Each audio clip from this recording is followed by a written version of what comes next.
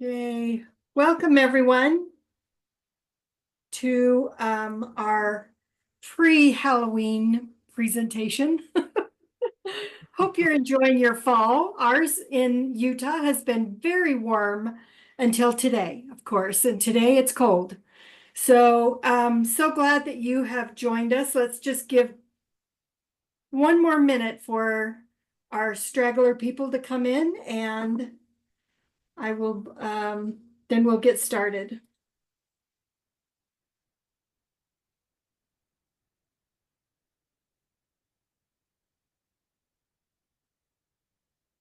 Okay. Making sure you can all see my screen. Can you all see my screen? Yay, good. Yes, I have to shrink it so I Yeah. can see the entire screen. Okay, perfect. Get out the way. Yep.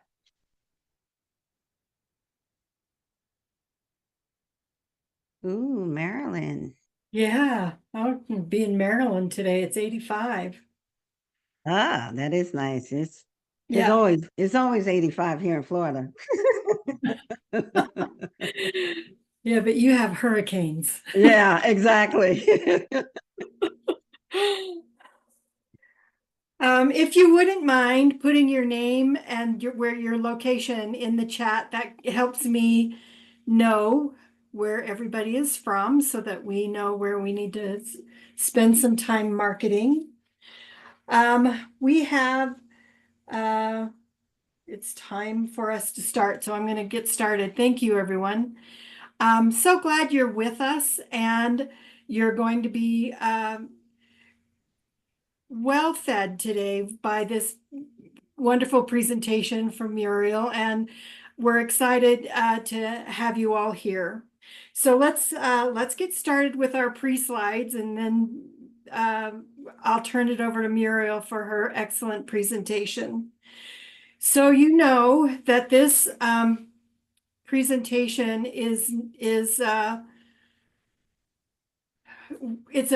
is our disclaimer to say that we came up with this presentation, and it's under a cooperative agreement with SAMHSA, and it's an event supported by SAMHSA, but it's not necessarily representing their views. So that's just the disclaimer we have to do every time. Here, we hope that there aren't any security issues, but just in case there are,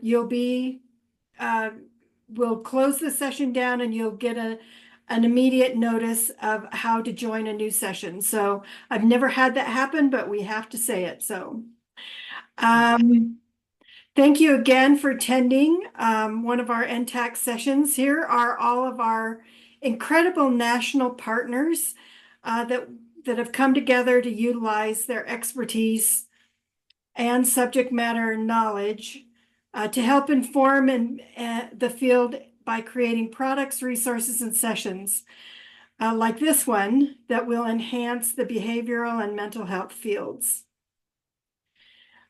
As a center, our vision is that all children, youth, and families living with and impacted by mental health challenges will have access to the resources and opportunities they need to thrive in a comprehensive and equitable system of care. We serve a wide cross-sector audience, including everyone from state leaders to providers to school workforce, infant and early childhood providers, community-based providers, peer supervisors, family partners, youth partners, and much, much more. Our services range from individual consultation to more in-depth sessions. And if you are in need of individual technical assistance, NTAC is your place to go. And please write down the website that you'll find it at the end of the slides. And I think, Bridget, you'll also put it in the chat for people. So thank you for joining us today.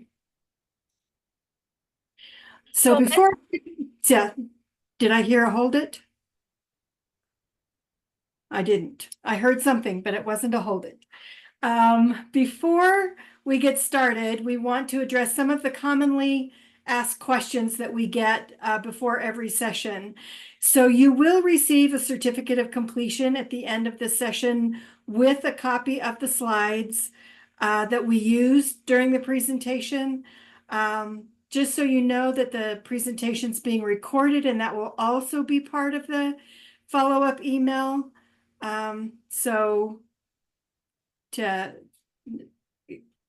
if you miss part of it, you'll be able to go back and listen to it again. So today we have our presentation is protecting your passion, and it was this is an important topic, and it is one that was requested by you as participants, and we're so grateful that Muriel has agreed to come and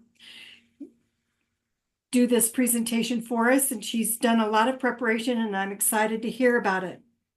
So Muriel is our presenter today, and I'll let her talk about herself a little bit.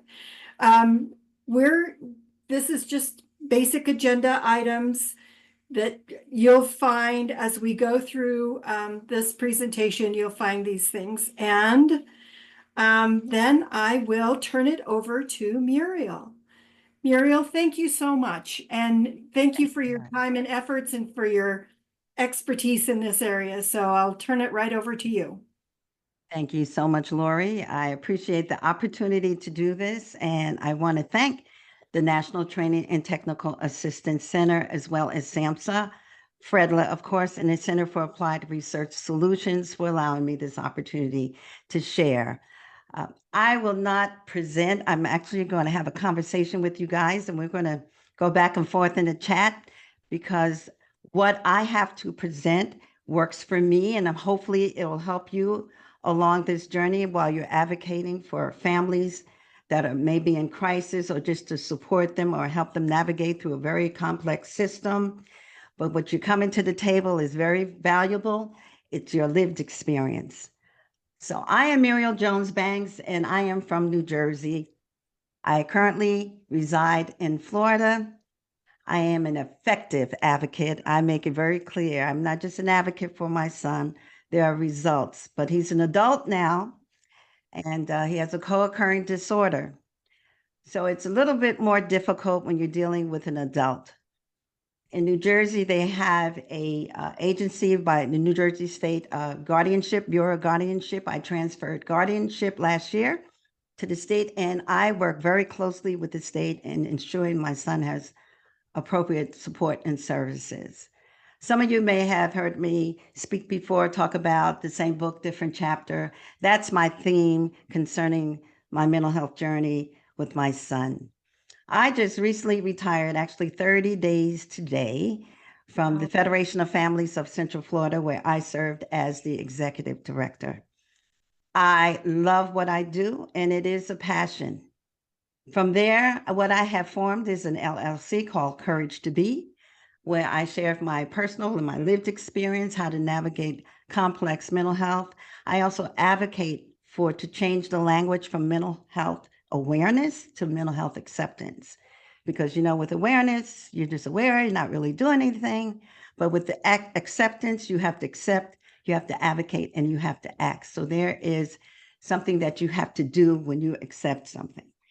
I'm very much an advocate for the family peer respite model as well. I was a recipient of respite while in New Jersey, and I think it's very important that families receive this type of support. I also feel that the family support organizations play a critical role in the mental health system and in changing and ensuring that families receive appropriate services. You can move on. Next slide. I forgot my job there for a minute. It's okay. Okay. Got it? Okay. Yep. Thank you.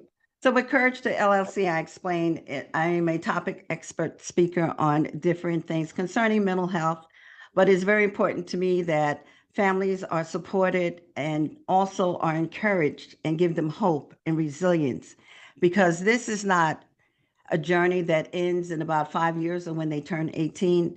It is a continuum of care for your loved one. And I'm so passionate about this, and that's why this topic is very important, how to protect your passion. Everyone always asks me, why do you have a butterfly? I think butterfly, in my opinion, is strong. A butterfly goes through a transformation, and you have to be resilient and persevere. So that's why I use a butterfly. Plus, I think they're very pretty. Yeah, they are. They're very pretty. So next slide, please. So again, I am not going to have a presentation. It's definitely going to be a dialogue, not just a monologue. So we're going to exchange different ideas. What works for you and protecting your passion may help me, may help someone else, because we're all in this together and we definitely have to work together and support one another. So something popped up on my screen. Let me just set up. We're going to have some learning objectives.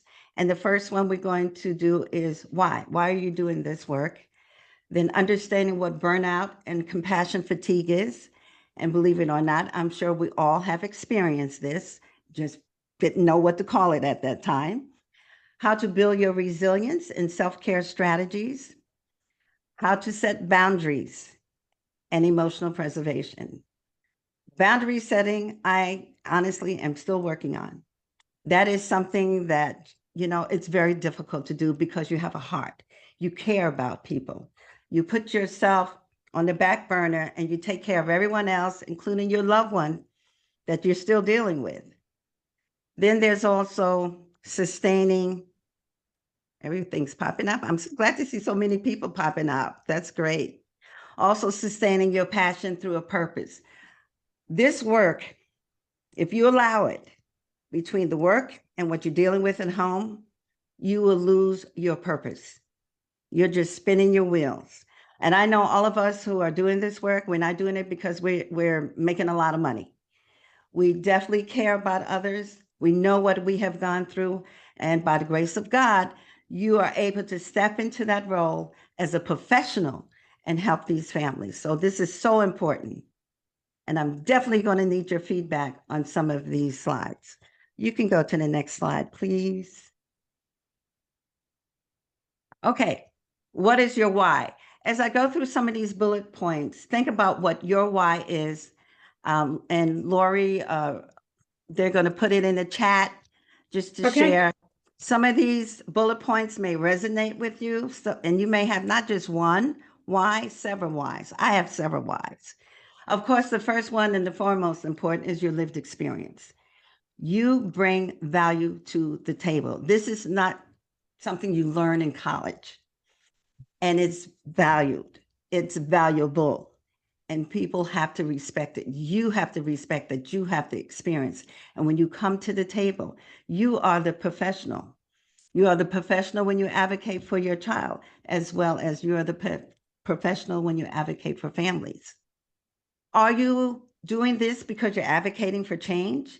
You're that trend setter and you're the change maker. You're shaking the trees. You want to make a difference. You want to create a system where families have access and supports that are appropriate for them. And you want to eliminate, not reduce, you want to eliminate the stigma or barriers in accessing care. Is that your why? Then building hope, that you're passionate about helping families that are going through difficult times and are ready to throw up their hands. I was that parent. And that building that hope, just letting them know this day, just get through this day and embrace those little days that maybe that child is smiling, saying, I love you. Embrace those days when a family sends you a note and says, thank you. When you don't think you've done enough for that family, but you get a note, you get a phone call, you get a text. So you're building hope. Also, could it be you're empowering parents? You're committed to empowering them so that they can effectively, I'm going to keep using that word, effectively advocate. I've been around individuals who advocate, but it's not effective. It sometimes comes off as being adversarial. So you don't want parents to be that way. You want to redirect them that they can be true effective care and support for the families. I can't see the last bullet point. Okay, thank you. All right, got it. So maybe you want to break the stigma. I want to break the stigma. I don't want to reduce the stigma. I'm tired of people like, oh, reduce the stigma. No, we got to break it. We got to blow it out of the water. The one thing I can say, and I just shared this with someone here at this office, the Autism Society made a huge effort in moving from autism awareness to autism acceptance. If you look at their ribbon, it now says acceptance. They've done a great job. So we here in the mental health field, we need to do the same thing. No one has accepted mental health. They still look on it as something wrong. The parents have done something wrong. They're using the word crazy. They're using the word bipolar like a slang. That's total disrespect for what we're going through and what our loved ones are going through. We are the ones that can change that. We have a voice and we can change it. I would love to get a rally of parents together and caregivers and take it to the top to make sure that we are respected and mental health is respected. Next slide. Can I just say, some of the you're getting a lot of comments in the chat, and a lot Awesome. of people have a lot of different whys of why they're working and doing the work that they are. So this has been a good one. One that I wanted to highlight said, "I don't ever want someone to feel alone as they walk through this life. I want to be there to say, you got this, and give others hope.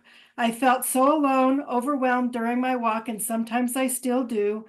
But there is hope. I love meeting all types of people and engage with others." So I think that you're hitting the nail on the head, Muriel. I love it. I love it. I love it. Hey, we're all traveling the same road. Yes. We're traveling the same road, and all we have is each other. We have each other. Thank you for sharing that. If you get more, please, because we got a couple of more bullet points. Changing the language. I'm big on changing the language, like I said, from mental health awareness to mental health acceptance. That should be a new standard. Some people, their passion is they just want to create a safe space because at some point in their lives, they wanted to share their story, but they were not in a safe place. You're being judged, that you're not a good parent, made fun of it, or that fear of someone criticizing you because you have a loved one with a mental health diagnosis. Do you want to leave a legacy of resilience? Do you believe that families not only can survive, but they can thrive through this mental health journey, to give them that hope and resilience that they need to keep moving forward? It is a hard road. And the reason why I can say this and say it truthfully, I'll say it truthfully. My son tried to kill me, and I know what it's like to go through and you just hit bottom and you're trying to stand up, but your passion is there. Because if I help someone else that is going through the same thing, that violence, and the percentage is very low with mental health. Let me make that perfectly clear, that an individual, because they have schizophrenia, that they're violent. Sometimes they're just paranoid. They have the paranoia. But if there's just one person out there that's dealing with a loved one where they are fearful of them, or they're in a violent situation where that loved one is aggressive, it's so important. It's so important to help these families get hope and to let them know you can be resilient. Fostering peer connections. Hey, we're doing it. We have the family peer model. We either family peer support specialist, a family advocate, a family partner. We're doing it. And it's getting noticed, and we have to continue moving forward with that. And whatever capacity that, or ever role, any role that you're in a family support organization, or you have your own organization, that family peer connection is important, and that we all need to be connected. Grateful for Fredler for doing this. Grateful for the training center. This is what we need in order to protect our passion. And then, of course, just giving back. You don't want anyone to go through what you went through. So if you can just help them jump over those hurdles and those obstacles and redirect them, that's a good thing. Any more, Lori? Any more you want to share? One that I liked the most, or not the most, but one I liked was, we're not here for the income, you're here for the outcome. And that is so true. Yeah. I like that. Yeah. I like that. That's And awesome. a lot of people talking about, well, one person talking about generational change, because it's always been a secret. Mental health has been a secret in her life. So she wants to talk to people about that. Sharing your lived experience is the epitome of creating a brave space. So a lot of good comments. I really appreciate. I love the input. Mm-hmm. That's why I said I wanted this to be a conversation, a dialogue, not a monologue with me just talking. All right. Let's move on to the next slide. Okay. Okay. This is important. This is very important.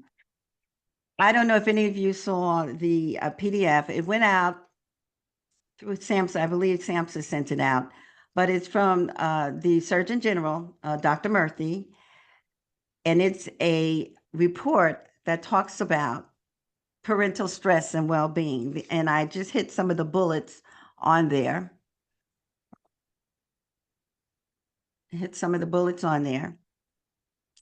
The relationship between parental stress and mental health, the impact of parental mental health, and how we can take action. The takeaway I had from that particular PDF, and the link is at the bottom, is that what they have identified as far as support for families, that's what we're doing. So basically what they're saying is we need peers, family peers for these parents. We need appropriate support and services.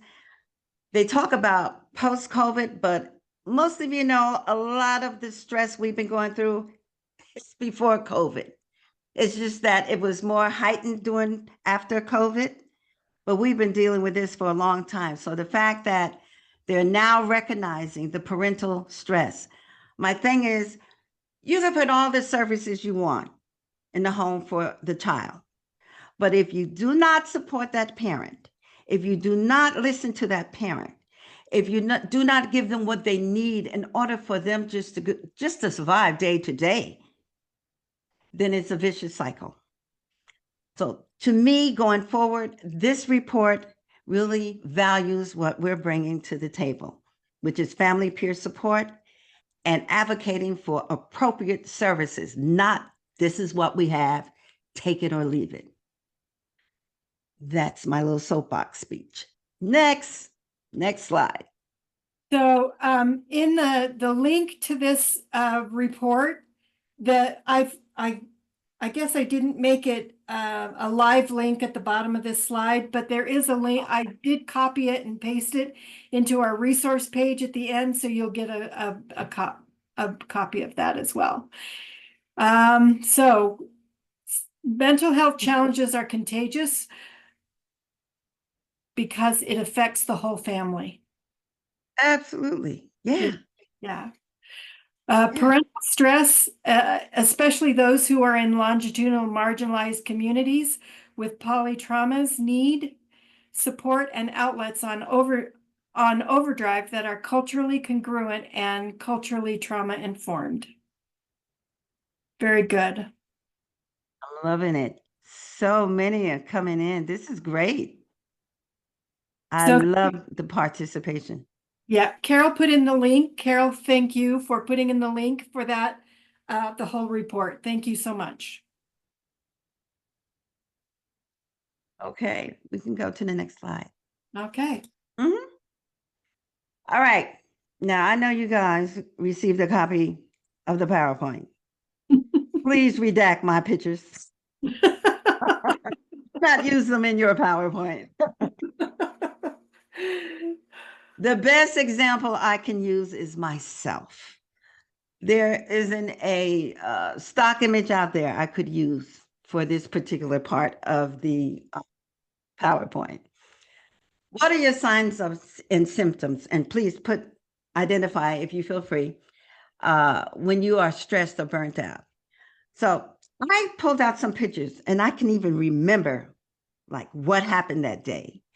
If you go all the way to the left where I got the fur hat on, I received 3 hours of sleep because the night before, my son had one of his meltdowns where I had to protect myself, where he attacks me. He becomes a different person. That's one of his diagnoses, along with the schizophrenia and being on the spectrum, high functioning, is a depersonalization disorder. He changes into a different person. That different person is aggressive and violent. So I only received 3 hours sleep. So I was stressed and I was burnt out. And that particular day, I had to go see my great aunt who had just been in the hospital, but I had to go see her. If you go to the one in the middle at the bottom, that is the most recent one, actually, this year, before I retired. Probably that was in February or so. Took a picture with some of the kids that's in our respite program. But as you know how you blow up your picture and you want to look and see what flaws you have? I blew up that picture. I saw bags and I saw tiredness. And I realized I was not balancing my work and my life. Just contact info are you looking for? Oh, I forgot to turn off my phone. I'm sorry. Siri is listening to every word I say. Oh, I don't like that. I don't either. But I realized, wow, I'm getting up at 3:30 in the morning to get ready for work, to be at the office no later than 5:30, 6 o'clock. And then my day ends at 8:30 at night. Okay, I had to take a step back and say, does this make sense? Why am I doing this? That passion will drive you to do that, where you just can't do enough and there aren't enough hours in the day. But I can see it in my eyes. My eyes are a dead giveaway. The one on the right with my son, I call it faking it. I had to fake this picture. And I tell you why I had to fake the picture. I was working at this time, this is before I was working for a Federation of Families. I was working at the school district. And my son had attacked another resident in the van when they were transporting them somewhere and broke his nose. He broke this individual's nose. Anyone on the Zoom from New Jersey will know what I'm talking about when I say this. They actually admitted him in Greystone Hospital, which is a state psychiatric hospital. I flew up that same day. I think I paid like $500 for that flight just to fly up to New Jersey. So I get up there, and I'm going to see him. He's in this fantastic mood. And he says, "Mom, where's your phone? I want to take a selfie." Do you think I felt like taking a selfie? I'm thinking to myself, does he not understand? So I wanted to really go real mom on him, but I couldn't. He has a mental health diagnosis. Did this. I don't know if the people are going to sue. All this is going through my mind. So I faked the smile. I call that the fake picture, where I had just to fake it just for him. The one in the middle is the one where I can honestly say I was done. I was physically, emotionally, mentally, and spiritually depleted. I had given up hope. This was my passport picture.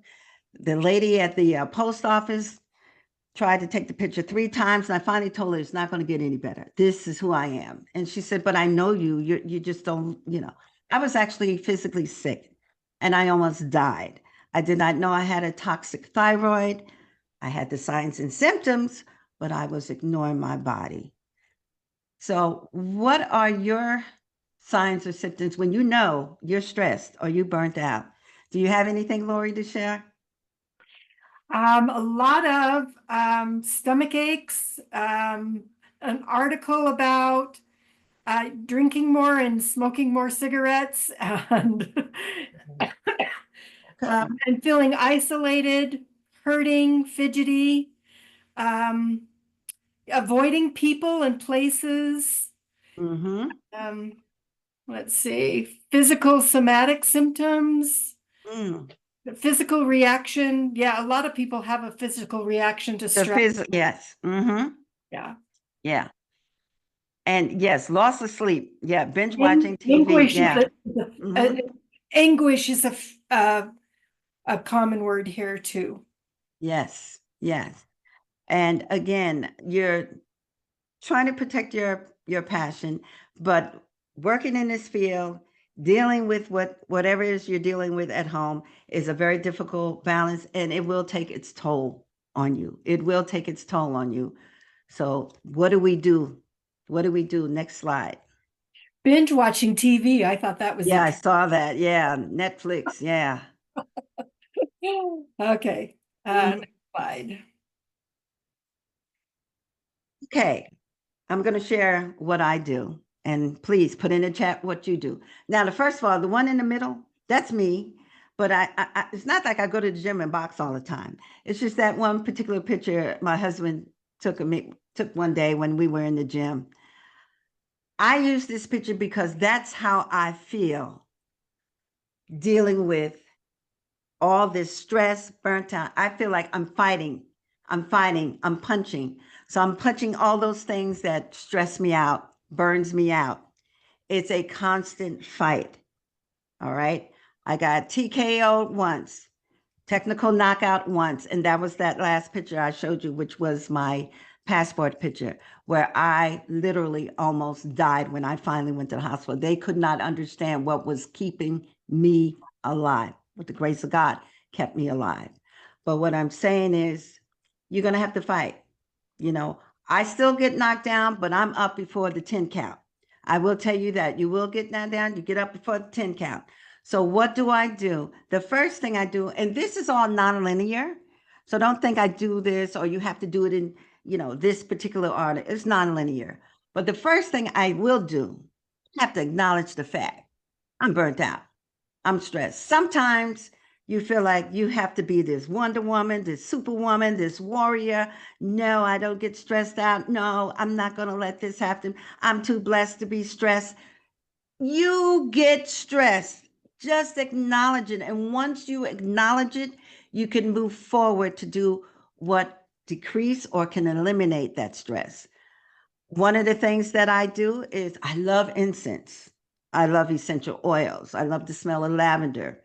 When I'm in the office, I use peppermint because peppermint really energizes me and helps me think. So that helps reduce it. The other thing is I look at everything what I'm doing and I stop prioritizing. This can wait, even with the families that you're serving. You have to prioritize. You cannot see everyone in the same week. You cannot make a contact with every family that you're serving in the same week. Start prioritizing. What can be moved to the following week? What can wait? That's important. Prayer. Well, I pray, not just in the morning. I pray all throughout the day because that's what's getting me. So I pray in the car, I pray everywhere. But that's something that helps me reduce my stress. The other thing is motivational speakers. I'm going to show you the one that I subscribe to on YouTube. And you're going to say, oh, yeah, I got to do this.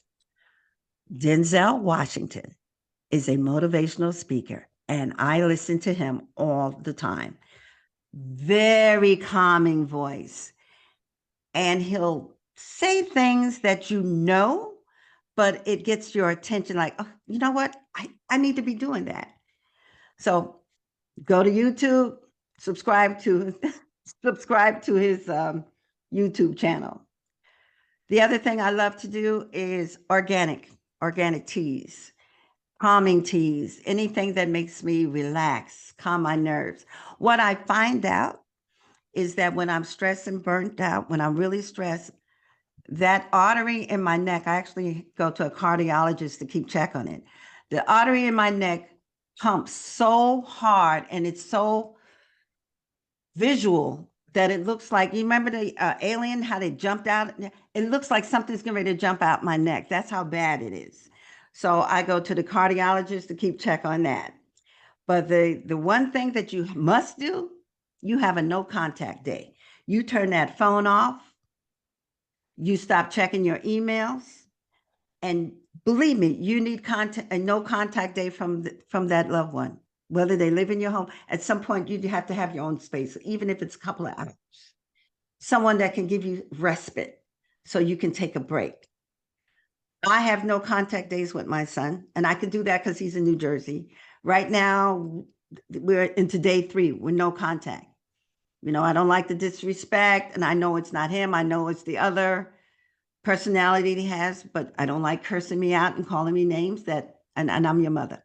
So I have those no contact days with him, with family members, and families that I serve.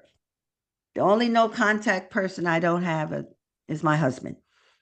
He's in contact with me all the time, so I can't do that to him. He has been a support for me that is unbelievable. So that's some of the things that I do. What do you have, Lori? So a lot of exercising, a lot of biking and walking and a lot of that kind of stuff. There's a lot of comments about that. People love the no contact day, but people really love the Denzel Washington. There were a couple of others besides Denzel. One was Brene Brown.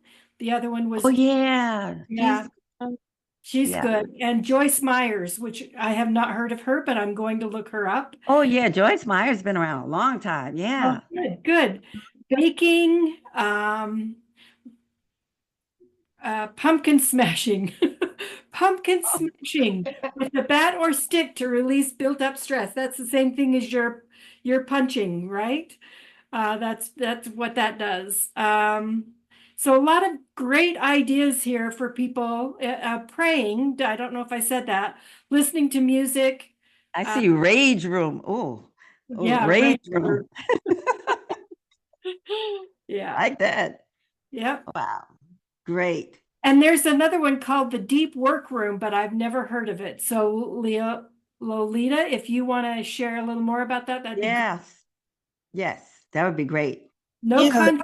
that's Yeah. just that is just taking time out. Like you put your phone do not disturb. You take a task that you want to do or something you want to do, a hobby or whatever, and you set a block of time aside. You put on your music or whatever.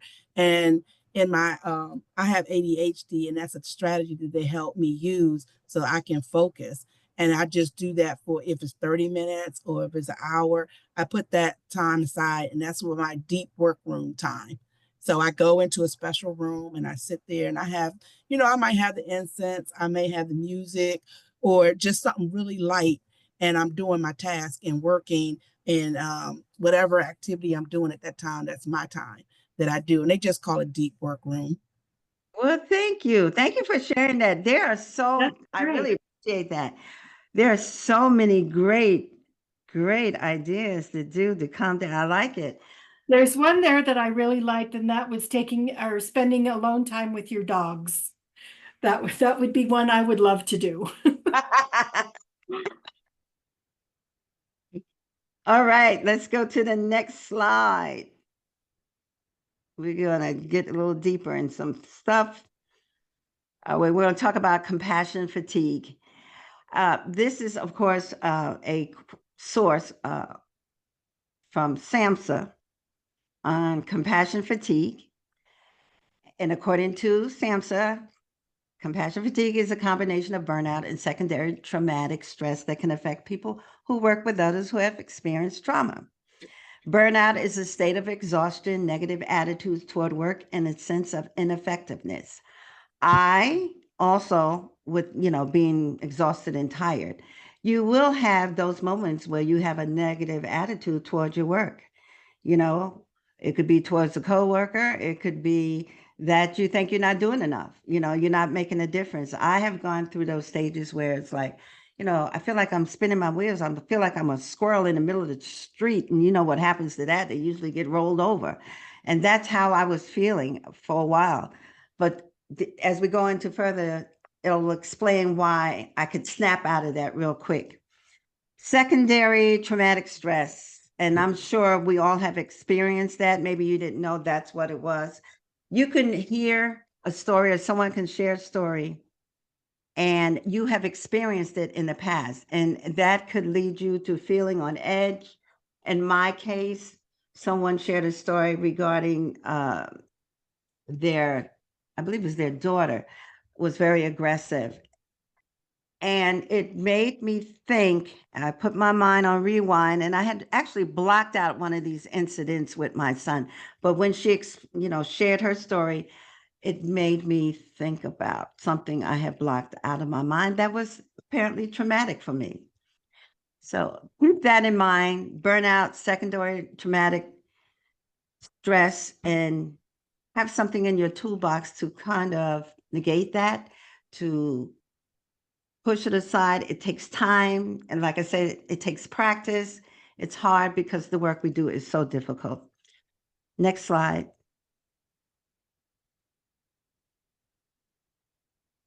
So now we're going to have learning objectives. If you have anything that you do regarding compassion fatigue, please put it in the chat. One thing is to support and connection strategies. Peer support groups, we talk about it, our family peer support group. I know at Federation of Families in Central Florida, we have our regular Lean On Me support group for parents, a grandparents group. We tried to have a dad's group, but it was very difficult to get men involved. But and family cafes, I saw someone say that. Great. We used to do that a lot in Orange County when I first took the position. Mentorship. Have someone to mentor you, someone to hold you accountable.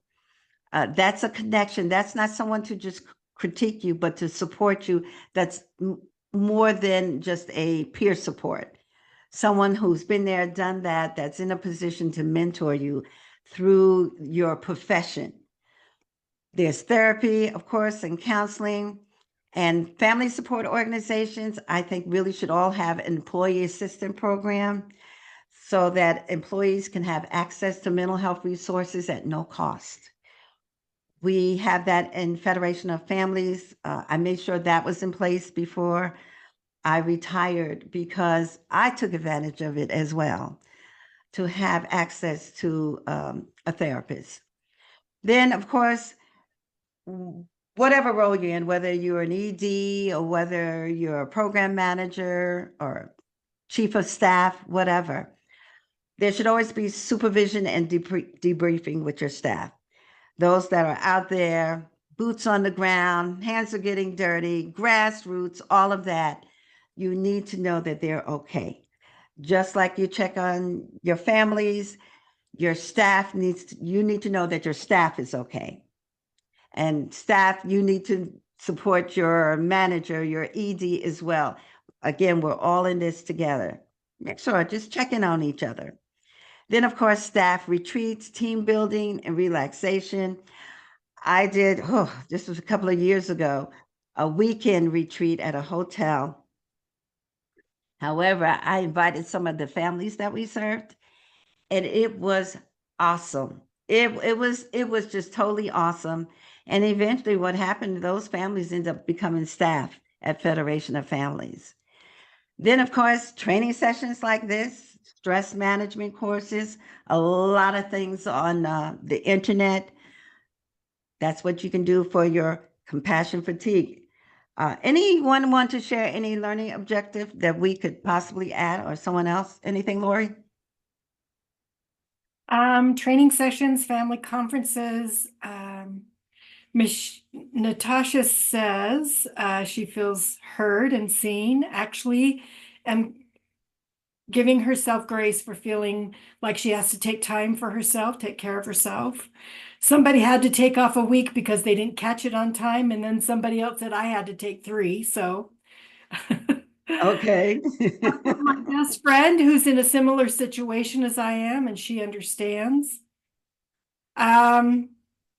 A lot of the stuff that you put in there, that was great. Okay. All right. What's the next slide?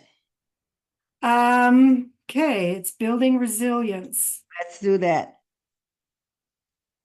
Okay, building resilience. Again, if you have anything you would like to talk about on self-awareness or even mindful practices.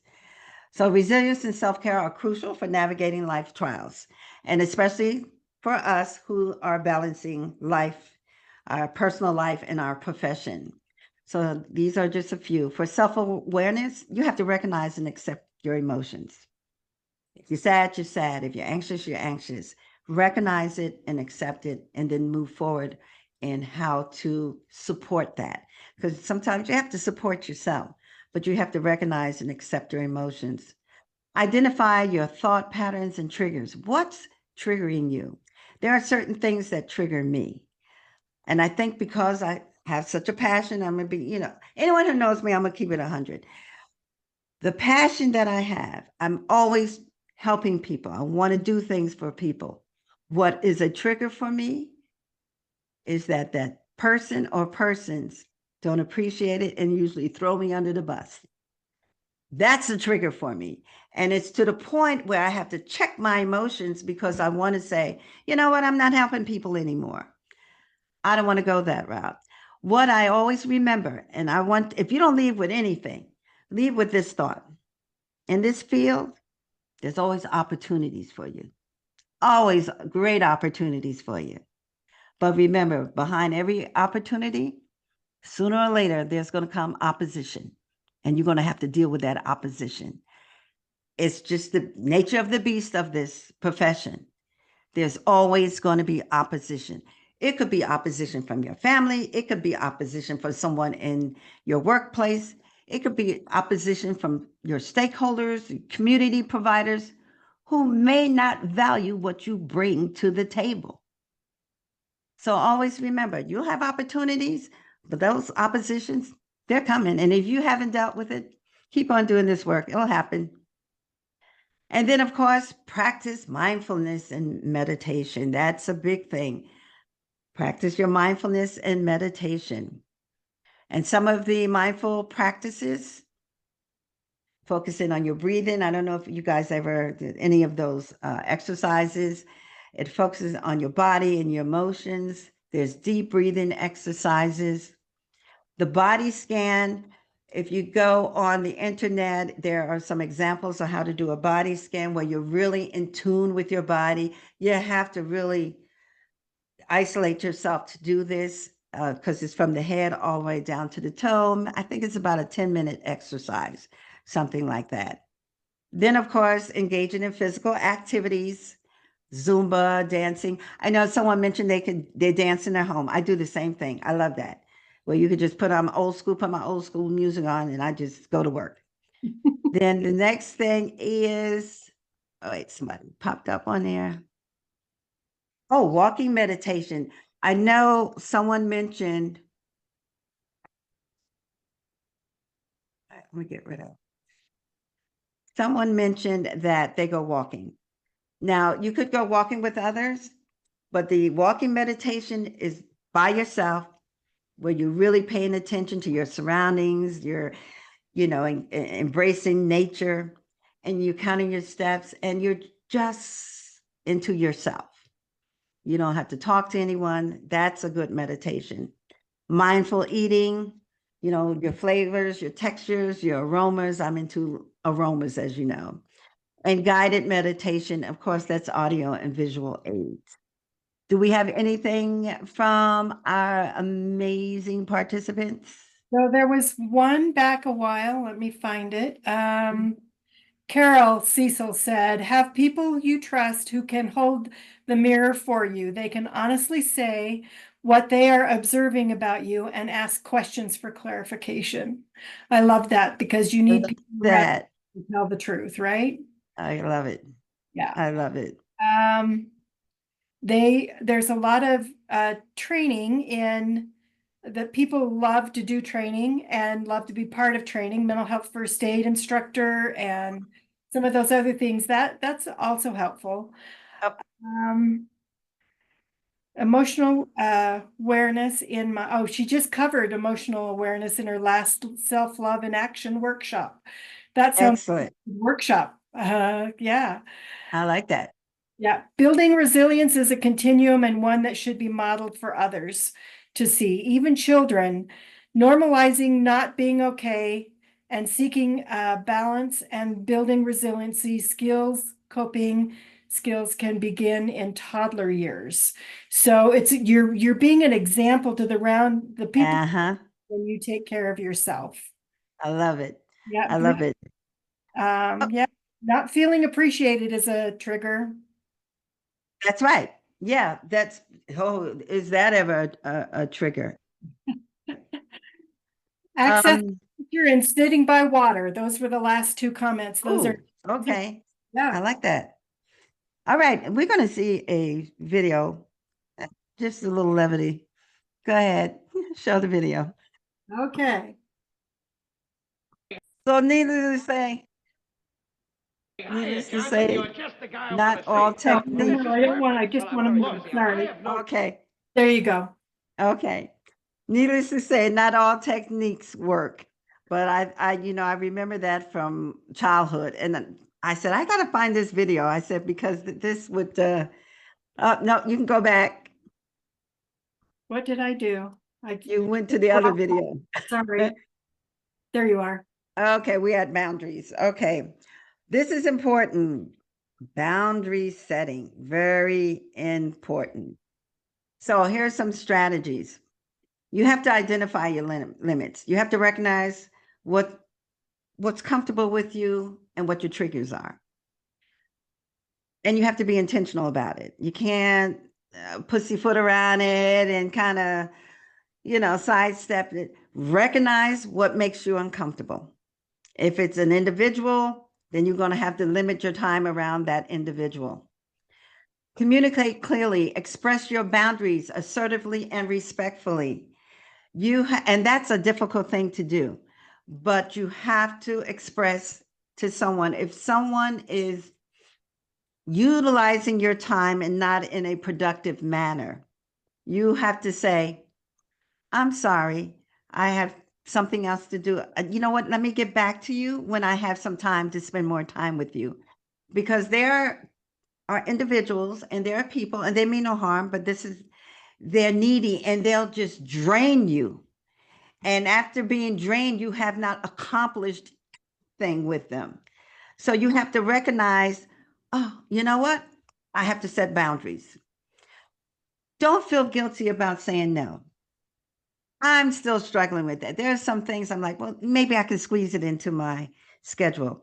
But you have to set realistic expectations. If not, you're going to get burned out. And then prioritize your self-care. Schedule your time for relaxation and rejuvenation. And then, oh, we got good stuff coming in. And then establish emotional distance. Again, you got to set boundaries from people that drain your energy. If they're disturbing your peace of mind, if they cause your environment to be toxic, you got to set a distance between them. And you're going to run into those people. You're going to run into those people. You may run into those people in the community, again, like I said, who does not value what you bring into the table. I always say, what we have learned, our lived experience with our loved one, not a college in the world can teach you this, or how to navigate, or how to deal with it. So distance yourself from those who just don't get it. You can't convince them. You can't educate them on what or how things should be. Move on to someone that can help you. Any boundary settings, Lori, from anyone? People agreeing that it's okay to say no. And somebody said that they have to do it lovingly and happily, otherwise it doesn't come across well. So if you are doing it under pressure, that is something that might be hard. There is a discussion here that I think that we probably should address, and that is the word trigger. And that seems to have a bad connotation for some. So I just want you to know that it was not our intention. And Oh, absolutely not. Yeah, we will work on finding a new way to describe those. Somebody said to use the word accelerants, so we'll do that, and I'll so Anyway, Well, you know what? And this is an opportunity, like I said, your passion, change the language, bring it to the attention not only of this group, then bring it to the attention to the community, because that is a word that is being used, just like mental health awareness. We want to change it to acceptance, and for a reason. So I applaud that person for bringing it to our attention. But now, you know what? We need to then take that, not only in this group, let's take it out into the community and make it something that we need to put in, maybe even with SAMHSA. I don't know, but Yeah. thank you for bringing that to our attention. yes. All righty. We can go on. Okay, next slide. Oh, I forgot to turn my phone off too. Yeah. Oh, I saw someone said stressors. I like that. Stressors. Yeah, that's Copeland Center. Yes. Thank you. Okay. Did I move it? Nope. Oh, No, we should be going to, I think, emotional. Yeah, emotional preservation strategies. Self-awareness, recognize your emotional stressors and responses. I like that word stressors, actually. Emotional labeling, acknowledge and validate your emotions. It's okay to validate your emotions. If you're sad, if you're depressed, validate it. There's a reason why you're feeling that way. Mindfulness, you have to focus on the present to reduce stress and anxiety. And that is something that you have to practice. It's not something that just comes easily. Emotional detachment, separate your self-worth from external validation. The work we do, not everyone is validating it, and that's someone outside of our circle. You know your self-worth, you know your value. No one has to tell you this. No one has to give you kudos all the time. You can pat yourself on the back because the work we do is very, very difficult. And when you're balancing, taking care of loved one is even more so. So separate your self-worth from any external validation. And your support network have to be positive, supportive people. Someone else put that in the chat. People around you that can support you, not criticize you, help you get through whatever it is you're getting through, and support one another. And it has to be individuals that you trust. Okay, what do we have? Anyone had anything for emotional preservation? Sharonda Watkins said, remember, it's okay to not be okay. That's right. Absolutely. Okay, I think we can show that video on mindfulness. And I'm trying to be mindful of the time. Oh, we're good. You We're got good? we're- Okay. Okay. All right, you can move on. Oh, wait, no, we're good. Yeah. Yeah, we're good. Yeah, that's not mindfulness. But I thought that was cute because you can be easily distracted as you're trying to protect your passion. So here's some learning strategies. Please put in the chat anything that you suggest and what works for you. Reflective journaling, record your thoughts, feelings, and experiences. I thought about that and I said, I was doing that before that was even a thing. Long time ago when I was going through a lot with my son, and I would read my scripture and I would journal in the Bible next to that scripture. And now when I feel a little overwhelmed or if he overwhelms me, I go back and I look at those words, those prayers that I have written down, my thoughts, my feelings, or what I was experiencing. And it helps me to realize if you got through that, and that was really challenging times we went through, you can get through this now. This is a little bit easier. Again, I always say it's the same book. It's a different chapter. It's how you respond. Seek feedback from trusted individuals for constructive feedback, not someone who's always going to say you're doing something wrong or you could be doing it better. There's a way that you can provide that support and feedback in a positive way. Personal growth. Engage in self-development. Again, books, workshops, webinars, conferences, different trainings. Healthy habits, not only eating, but promote physical and mental well-being. Boundary reevaluation. Regularly assess and adjust your boundaries. You have to do that. It's all right. If you have a logic model that organizations use or a strategic plan to keep them on track, that's what reevaluating your boundary would look like. It's a living document that you can go back and tweak. So there are some things that you may have to tweak your boundaries, or you can ease up on boundaries. Maybe you've developed a more understanding or a better relationship with an individual where now you can kind of give them some slack. But that should always be reevaluated because there will always be new boundaries. Anything, Lori? There was a lot of journaling, listening to worship music, sketching. Somebody likes to write poetry. Let's see. So Carol Cecil, who was as a former executive director also, said she had in her staff meeting gave everybody a journal and a pen, and they took turns deciding what their prompt was going to be, and then they could share it. And that was a good team exercise for her staff. I like that. Yeah. I just like the word no, so I don't use it. I have alternatives to no. Okay. Please share some of those alternatives. Oh. Yes, I like that. Yeah. And then one said, if you can't say no, what is your yes worth? I like that too. Okay. Very good. Very good. I like to take apart computers. Well, I can't do that, but because you can't fix a person, but you can fix a computer. Interesting.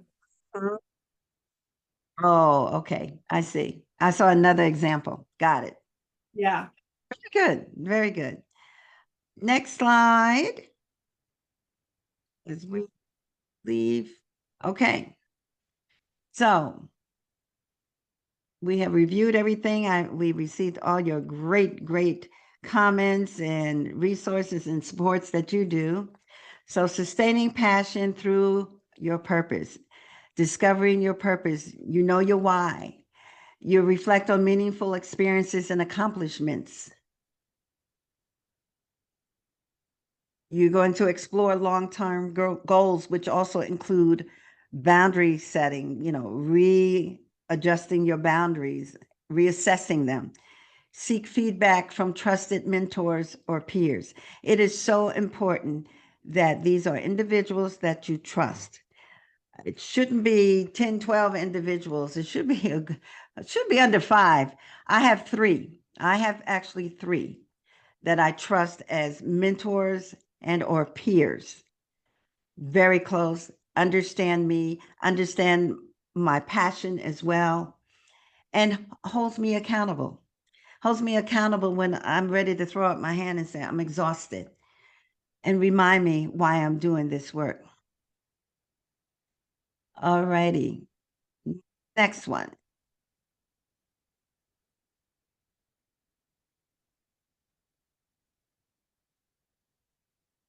So you want to align your passion with your purpose, sustain your emotional well-being, set your boundaries to guard your energy, and stay true to your mission. Stay true to your passion. There will be people who try to fizzle it out, try to lower what you set the bar high, they want to lower it for you.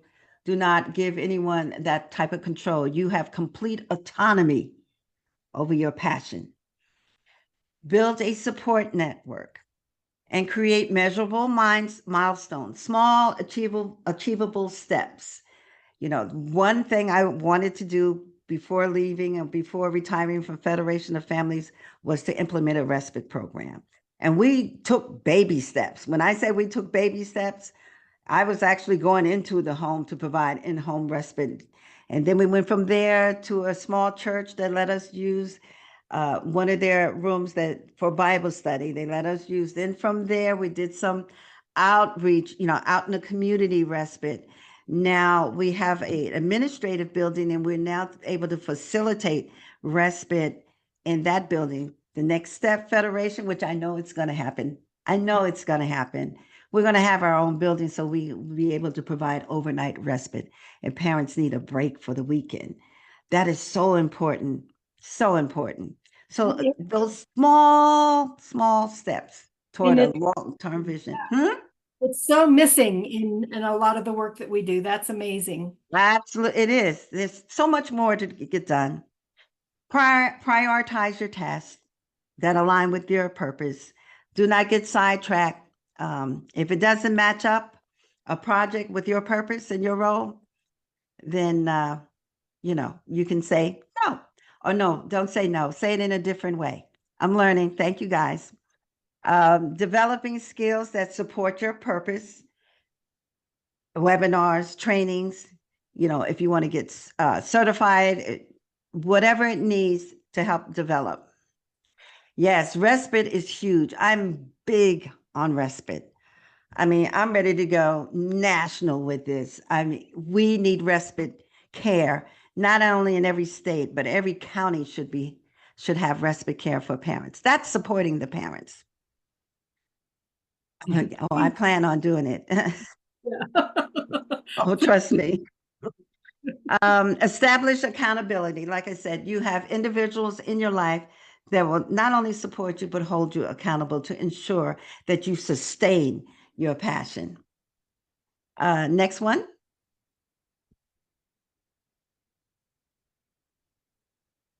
Yes, I know about the adult peer respite. Absolutely.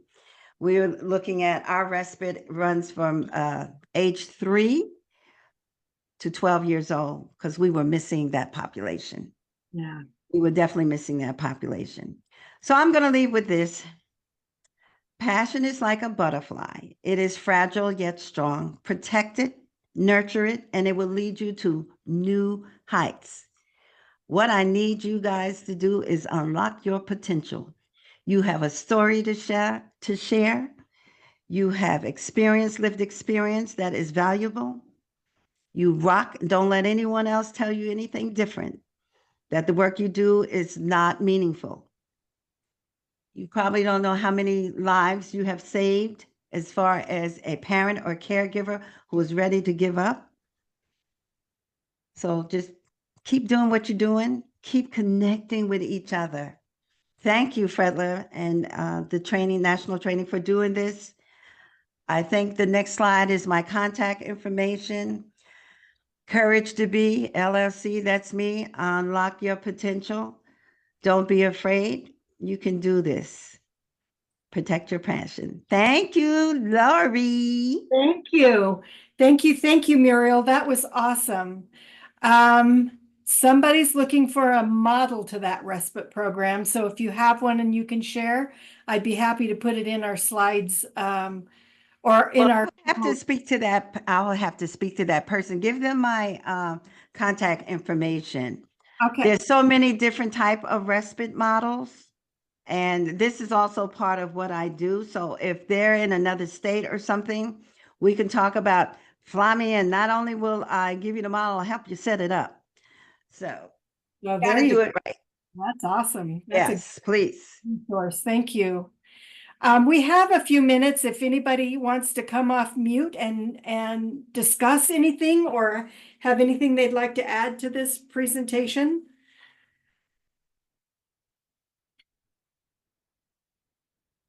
This is Vermilia. I'm in Houston, and I found out about Federation of Families. I worked with the Harris County Systems of Care for a number of years, but prior to that, I found out about respite because I have a godson that has autism, and it was new to me. I knew about it, but I didn't know that there were things out there to help the parents and just want to echo, people don't realize it may seem like something really, really small, but just the difference with somebody having a chance to just sit down and take a deep breath, or sit down and emote, or stare out the window, is huge. It is really huge, and it can change your life, because it becomes a health issue, and people think, oh, you should be doing this. They give you 2,000 things to do and no help to do it. So I applaud what you're doing. And like I said, it's everybody standing in the gap for somebody else and for each other is how we get through this. Yeah. Thank you. Yeah, thank you for sharing. Oh, I love it. Beverly, I see your hand up. Hi, everybody. How are you? Happy Wednesday. I wanted to ask, we had respite for families twice a month a few years ago. And of course, when grants end, the project ends, but it helped families. The only thing we had a challenge with one of our areas was staff. So it was always the same people providing the service for the families. So how many staff would you recommend to switch out every month, or how many staff do you recommend that keep on staff for respite care if the numbers get too high? Yeah. If there's a better need? Yeah. Well, as we know, respite is what's based on what the families need. So Right. it's on the need of the family when they need it. What we have done is we have independent contractors that are available to work. And most of the independent contractors are our family members whose child has either, left home. And so we have independent contractors who are families. We also have independent contractors that grew up in Federation of Families as a child. That we found that works for us. And it all depends on how many kids you have. We could have 19 kids at one time. And there are some kids you have to have 2 adults or 3 adults to 1. It depends on their behaviors. So it's a hard question to answer because you're dealing with kids with emotional or behavior disorder. And it depends. But we built our respite team out of independent contractors because we could not guarantee a staff member 40 hours a week. Yeah. Because if families don't need respite that week, you can't pay people to sit around. So we go through independent contractors. They have to go through Fredla's respite training, which I am trained to facilitate that. So Fredla has a respite training program. And then also they have to have their own liability insurance. They have to have CPR, first aid, all of that. They also, if they're with us, because most of our independent contractors have been with us for a few years. So I know I'm not really answering your question because it all depends on how many kids you have and what are their needs. Do they need two or three adults? If we go into the home, it's always 2 adults. And then the program manager oversees that, goes in, makes sure. So we do in-home, we do on-site, and we do out in the community respite as well. So it's a lot you could do. It's a lot you could do, but it all depends on how many kids and exactly what do they need. Okay, thank you. You answered my question. Thank you. Sharonda, I see your hand up. Yes, forgive me for not having my video on. My camera's not working. But when I was first offered respite care, I felt guilty because I became a caregiver for my 2 granddaughters who had lost their mom. And one of them was a chronic asthmatic. The other one had cerebral palsy. So when they offered me respite care, I was like, no, I don't need a rest from taking care of my grandchildren. These are my grandchildren. I actually felt guilty. And I think I'm saying this is because I want everybody to know that it's okay Mhm. to receive these services. And I've Absolutely. talked to parents who felt the same way that I did, in the beginning, because you felt like you don't need somebody. Why do I need to get away? In other words, I felt like I was saying, why do I need to get away from my children? They're Right, right. mine. Mhm. Like I was deserting them or neglecting them. Yeah. No. Like I said, I worked with a lot of parents, a few parents anyway, who felt the same way. And I had to explain my experience with them. Well, that's not uncommon. I felt the same way when I had respite. When I received respite in New Jersey, I felt like, what kind of parent am I? I need a break from my son. But, when you finally get in, you realize you need that break and it's okay because Yeah. now you're refreshed.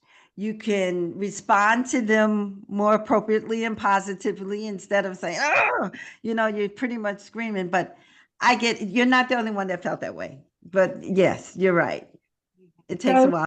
Mhm. thank you so much, Muriel. I just want to reiterate what somebody put in the chat is that this was a godsend of a training, and thank you so much. She said, bless you and thank you for shedding your light in this world. So I love that and couldn't say it any better. Thank you, Muriel, so much for your time. Thank you all. I appreciate you. Let me just get through the last few slides. It tells you what's going on. These are resources that we looked up and some that are included in the presentation. So please take time to look through those resources and hopefully you'll find some things that you need there. Just so you know, we are out in November and December because of the holidays. So we won't see you again until the end of January. So please enjoy your families, enjoy your time during the holidays, and we will see you back in January. And we're going to have a discussion about engaging caregivers whose children are in out-of-home placement. Sometimes they get forgotten, those caregivers do, while their children are away. So then just a reminder, you'll get a certificate. If you would mind spending a minute to do the present or the follow-up, what am I trying to say? Survey. And then the recording will also be on the follow-up email that you'll receive. Survey is really helpful to us so that we know that we're hitting the mark and where we can do better. And then that's about the survey. Here are the contact information for NTAC. If you or your organization needs specific technical assistance, here's all the contact information for you so you know how to get a hold of us. And please take advantage of the NTAC website. They have a lot of good resources there as well. I put a lot of Fredlas on there because that's where I'm from. So, but NTAC also has a lot of good website or resources. So thank you again for your time today, and we will see you in January. Thanks again, Muriel. Thank you. You were awesome. Bye.